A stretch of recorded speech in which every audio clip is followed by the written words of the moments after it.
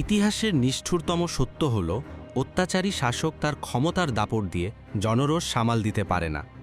মধ্যপ্রাচ্যের মানচিত্র বদলে দেওয়ার স্বপ্ন দেখা বেনিয়ামিন নেতানিয়াহু আজ নিজের গড়া রাজনীতির চক্রব্যূহে আটকা পড়েছেন। দীর্ঘ ৩০ বছরের রাজনৈতিক কেরিয়ারে এমন অস্তিত্বের সংকটে তিনি এর আগে কখনো পড়েননি। একদিকে রণক্ষেত্রে ব্যর্থতা, অন্যদিকে ঘরের ভেতরে মিত্রদের বিদ্রোহ। নেতানিয়াহুকে ক্ষমতাচ্যুত করতে ইসরায়েলি রাজনীতিতে যে মহাজোট গঠিত হয়েছে তা কি কেবল সময়ের দাবি, নাকি এক যুদ্ধবাজ শাসকের পতনের চূড়ান্ত ইঙ্গিত? ইসরায়েলি রাজনীতিতে এখন এক উত্তাল সময়। দুই চিরপ্রতিদ্বন্দ্বী নাফতালি বেনেট এবং ইয়াইর লাপিদ হাত মিলিয়েছেন একটি লক্ষ্য নিয়ে: নেতানিয়াহুর বিদায়। তাদের গঠিত নতুন দল টুগেদার এখন ইসরায়েলের সাধারণ মানুষের কাছে এক বিকল্প আশার নাম। বেনেট স্পষ্ট ভাষায় জানিয়ে দিয়েছেন, নেতানিয়াহুর শাসনের অধ্যায় এখন শেষ হওয়া দরকার। জনমত জরিপ বলছে, এই জোট কেবল কাগজে কলমে নয়, ভোটের মাঠেও নেতানিয়াহুর লিকুড পার্টিকে ধুলোয় মিশিয়ে দেওয়ার ক্ষমতা রাখে। বেনেট, লাপিদ এবং সাবেক সেনাপ্রধান আইজেনকোটের এই ত্রিভুজ শক্তি এখন নেতানিয়াহুর গদি কেড়ে নেওয়ার মূল হাতিয়ার।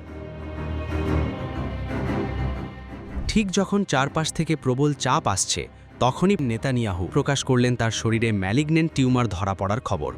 অদ্ভুত এক সময়ে এই অসুস্থতার ঘোষণা এলো। সমালোচকরা বলছেন, জনমনের সহানুভূতি পাওয়ার জন্য এটি একটি পুরনো রাজনৈতিক কৌশল হতে পারে। কিন্তু ট্র্যাজেডি হল, ইসরায়েলের সাধারণ মানুষ এখন আর তাদের নেতার অসুস্থতায় ব্যথিত নয়, বরং তারা ব্যথিত নেতানিয়াহুর ভুল নির্দেশনার কারণে হারানো সন্তানদের জন্য। এই শারীরিক অসুস্থতার চেয়েও তার রাজনৈতিক অসুস্থতা এখন দেশটির প্রধান আলোচনার বিষয়। নেতানিয়াহু নিজেকে অপরাজেয় দাবি করতেন, কিন্তু ৭ অক্টোবরের ঘটনা তার সেই দম্ভ গুড়িয়ে দিয়েছে।